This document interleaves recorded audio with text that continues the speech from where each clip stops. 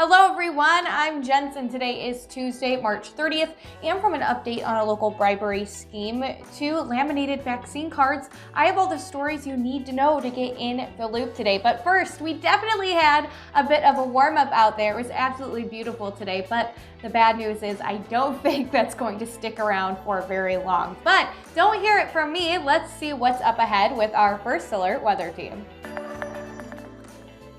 There are some rain showers coming into the area tonight, likely after sunset and into the overnight hours. Then the next 2 days, get ready. It is going to be colder, and I mean much colder. And here is the rain that will move in tonight. Showers will be developing, and then by 10 or 11 o'clock, a pretty good chance of rain across the Toledo area, and maybe an additional shower overnight as this front zips on through. And you'll see here that by morning tomorrow, getting the day started, this front will be all the way past Cleveland, out of the picture.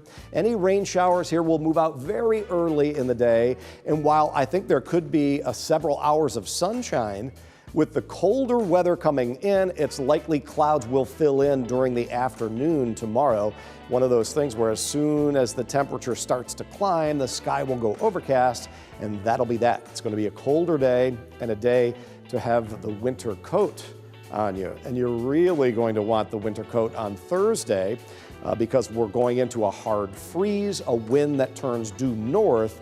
And what you'll see in this situation is the possibility of some lake effect snow showers east of the Toledo area. These are actually forming over Lake Huron and drifting down across Lake Erie and into not only Erie and Sandusky counties, but perhaps across parts of Ottawa, Sandusky, and Seneca counties as well.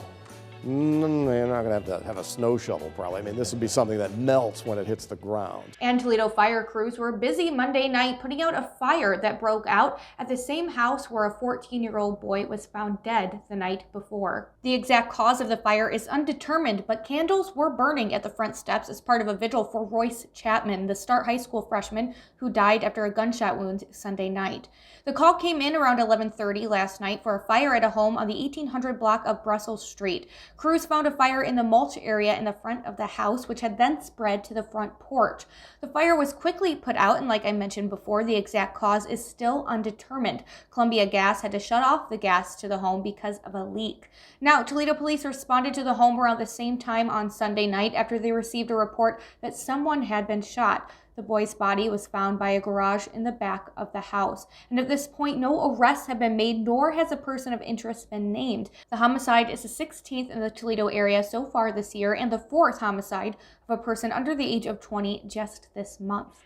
And Toledo attorney Keith Mitchell, who is charged in an alleged bribery scheme with Toledo City Council, has petitioned to move out of the area while he continues hospice care. Mitchell's attorney filed a request yesterday saying the 70-year-old is not doing well. Now, according to the court filing, he's in hospice care and his only child, a daughter, lives in Atlanta and wants to take care of him out there so she can care for him in his final days. Now, here's just a bit of background because it's been a while since we've been able to talk about this case. Mitchell was arrested on June 30th along with Toledo City Council members Yvonne Harper, Larry Sykes, Tyrone Riley, and Gary Johnson. They are all facing federal bribery and extortion charges for an alleged bribes for votes scheme, and Mitchell entered a not guilty plea in July, waiving his rights to court appearances on the indictments. His next court appearance is set for June. The 4 Democratic City Council members and Mitchell are all mentioned in the complaint for their role in the alleged bribes for votes scandal that dates back to 2013. The scheme allegedly encouraged soliciting and/or accepting cash, checks, money orders, or other things of value from local business owners in exchange for the council members' votes. The total was calculated to be about $34,000. And Mitchell specifically is accused of funneling those alleged bribes for Harper.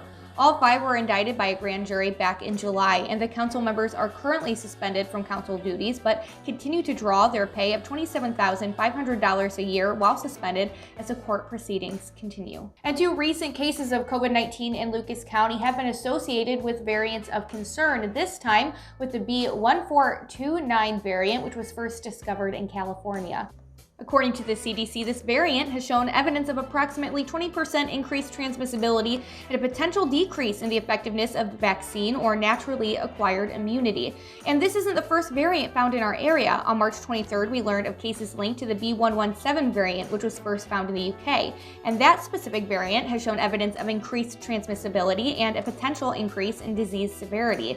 And last week, Ohio Department of Health Chief Medical Officer Dr. Bruce Vanderhoff said that Ohio is seeing an increase in activity with these variants, going from 32 total variant cases to 173 over a 2-week period. But he also said that he's very encouraged at the pace in which we're vaccinating people throughout Ohio. Now, as the number of these variants grow, they really underscore just how important it is for all of us to get vaccinated, and in the meantime, to be masking, maintaining physical distancing, and hand washing, because those remain our best protection. Putting that all together, I'm actually encouraged that in terms of what we're seeing overall in Ohio, and I think that just as the governor has suggested, we're in a race. We're in a race to get enough people vaccinated that we stay ahead of these more contagious variants. And I'm encouraged by the pace at which, in fact, that is happening here in the state. And as a reminder, as of yesterday, all Ohioans age 16 and older are now eligible to receive a COVID-19 vaccine. So to make an appointment, just go to gettheshot.coronavirus.ohio.gov.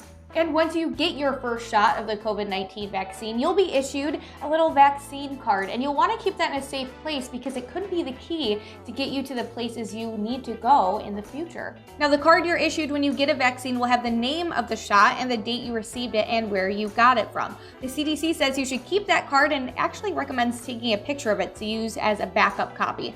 If you're getting vaccines from Pfizer or Moderna, you'll need to take your vaccine card with you when you get your second dose. And what about preserving your card? Well, some people say you should have it laminated after you get the second dose of your vaccine. Staples is offering to laminate customers' vaccine cards for free. And Office Depot and Office Max both say they'll laminate cards for free through July 25th. If for some reason you misplace or lose your card, the CDC says you should contact the place where you got the shot directly. And that's easy if you got it from a chain pharmacy, but not so simple if you were vaccinated in one of those mass vaccination sites. And if that's the case, you can contact the state health department's immunization information system. The state is required to keep records of your vaccination. And in terms of travel this summer, some cruise lines are already saying that passengers will need proof of vaccination before they go aboard. Crystal Cruise Line says travelers will need to show proof that they've been vaccinated 14 days ahead of travel for its voyages that depart this summer. Universal vaccination passports are still in the works, but when they do emerge, you'll need to prove you've been vaccinated to get one. And even though more and more people are getting vaccinated, health leaders are concerned that things still might get worse before they get better. I'm going to pause here. I'm going to lose the script, and I'm going to reflect on the recurring feeling I have of impending doom. We have settled at a very high level of daily deaths, nearly 1,000, and now we're starting to see cases go up again and starting to see hospital admissions go up again. Dr. Rochelle Walensky explained that the 7-day average for new coronavirus cases in the U.S. is up 10%. Hospitalizations are rising and COVID-related deaths have increased to an average of 1,000 per day.